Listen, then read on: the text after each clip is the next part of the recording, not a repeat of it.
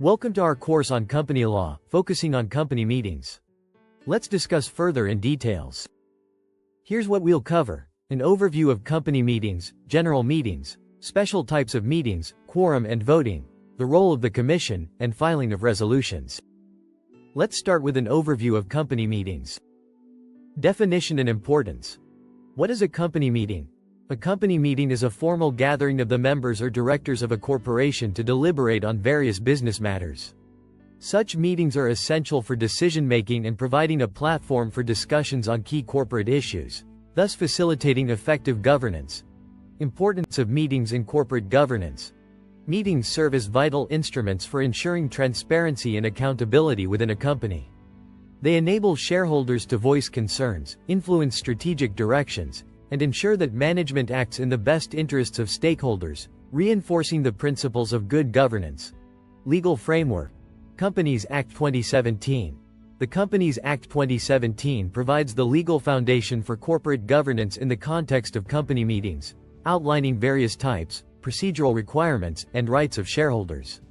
This legislative framework ensures that meetings are conducted fairly and systematically, protecting the interests of all parties involved.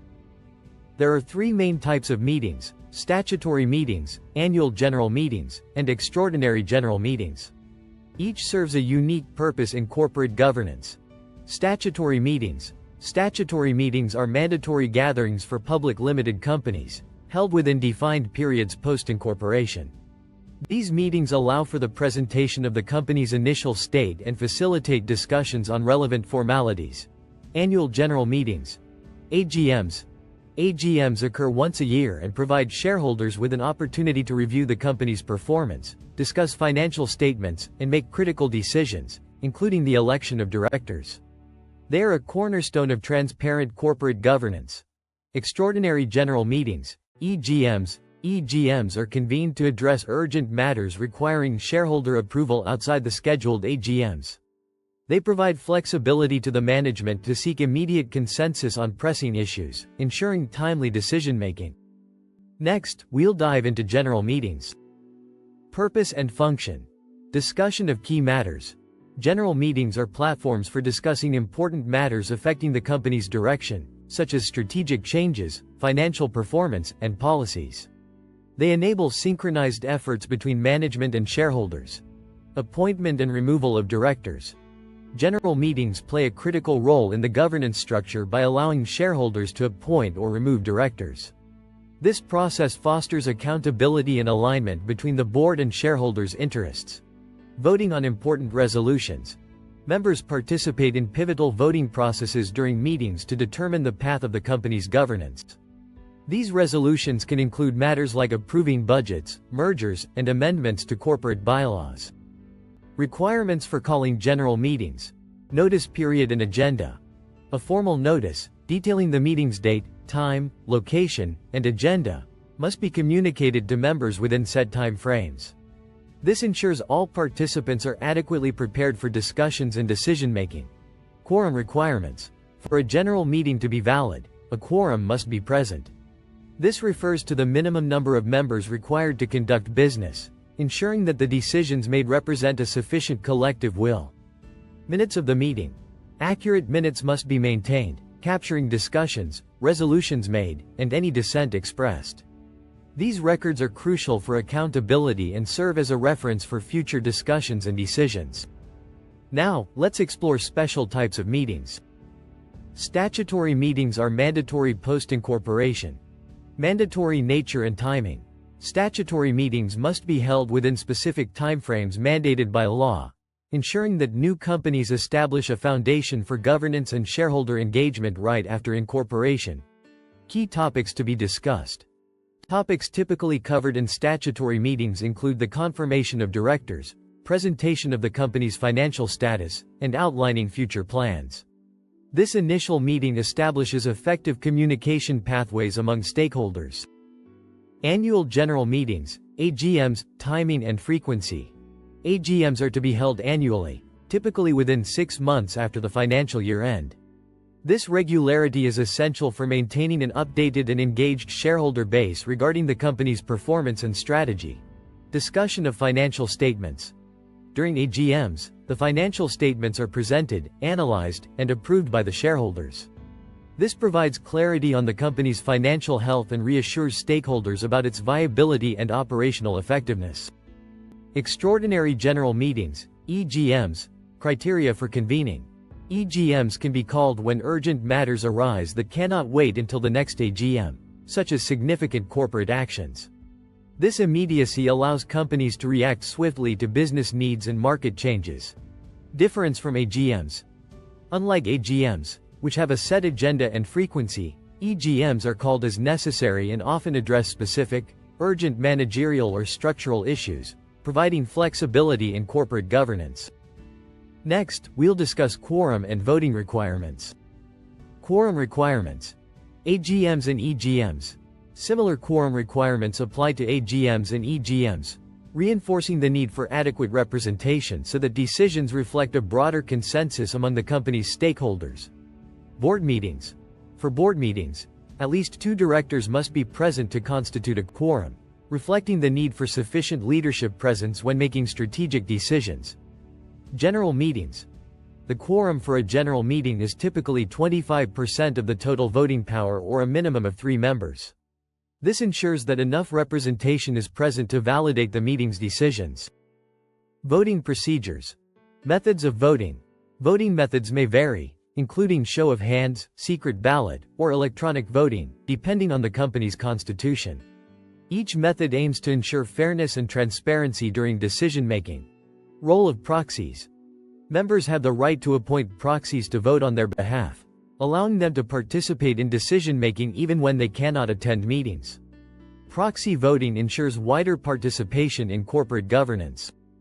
Let's look at the role of the Commission in company meetings. Calling of meetings by the Commission, SECP, powers granted under Section 147.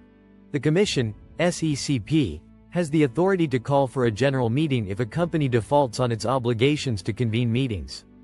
This safeguard ensures that corporate governance is not undermined due to administrative inaction.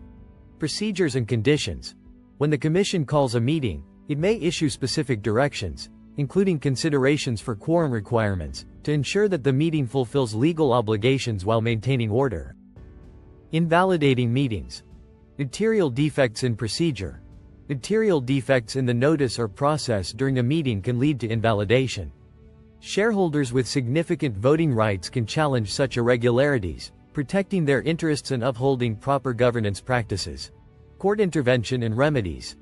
Courts can intervene to declare meeting proceedings invalid and may mandate the holding of a fresh meeting, reinforcing the accountability mechanisms within corporate governance structures and protecting shareholder rights. Finally, we'll cover the filing of resolutions. Requirement for filing. Special resolutions and timeliness. Special resolutions must be filed with the registrar within a specified timeframe following their passing. This requirement ensures that corporate actions are officially documented and accessible for regulatory review. Documentation required. Companies must submit the approved resolution and any related documents, such as amended articles, ensuring compliance with statutory obligations and maintaining transparent records of governance actions. Importance of record keeping. Articles of Association. Companies must keep their Articles of Association updated to reflect any changes made through resolutions. This facilitates clarity on corporate governance structures and rules, fostering trust among stakeholders. Access for members and compliance. Members must have access to pertinent documents, including resolutions filed with the registrar. This access promotes transparency and compliance with legal standards, aligning with best practices in governance. Next, we will discuss the significance of minutes and resolutions in corporate meetings. Documenting meetings. Importance of accurate minutes. Maintaining accurate minutes is essential for documenting the proceedings and decisions made during meetings. This serves not only as a legal record but also as a reflection of the company's governance and decision-making processes. Retention requirements. Companies are required to keep minutes for a minimum of 10 years. Ensuring that historical records are available for reference during audits and for any inquiries regarding management decisions. Types of resolutions. Impact on company governance. The type of resolutions passed can significantly shape corporate governance, influencing board composition, business strategies, and operational directives, thereby guiding the overall trajectory of the company. Ordinary versus special resolutions. Ordinary resolutions require a simple majority to pass, whereas special resolutions necessitate a higher threshold, typically reflecting more significant decisions affecting the company's operations and structure. Finally, let's consider the key takeaways and final considerations for effective corporate governance. Importance of compliance. Legal implications of non-compliance. Non-compliance with meeting regulations can lead to legal repercussions for the company and its directors, including penalties and invalidation of resolutions, emphasizing the critical nature of adhering to statutory requirements. Good practice in corporate governance. Adopting good practices in conducting meetings promotes a culture of accountability and transparency, enhancing stakeholder trust and fostering a positive corporate reputation among investors and the public. Summary of key concepts. Recap of meeting types and requirements. Understanding the various types of meetings and their specific requirements is crucial for ensuring effective corporate governance. This knowledge aids directors and shareholders in navigating their rights and responsibilities. Future trends in company meetings. Future trends may see an increased reliance on technology for virtual meetings and voting procedures, facilitating broader participation and reflecting evolving corporate practices in response to a more digitized business environment. Thank you for your attention. For any further queries, please contact the course facilitator or comment below.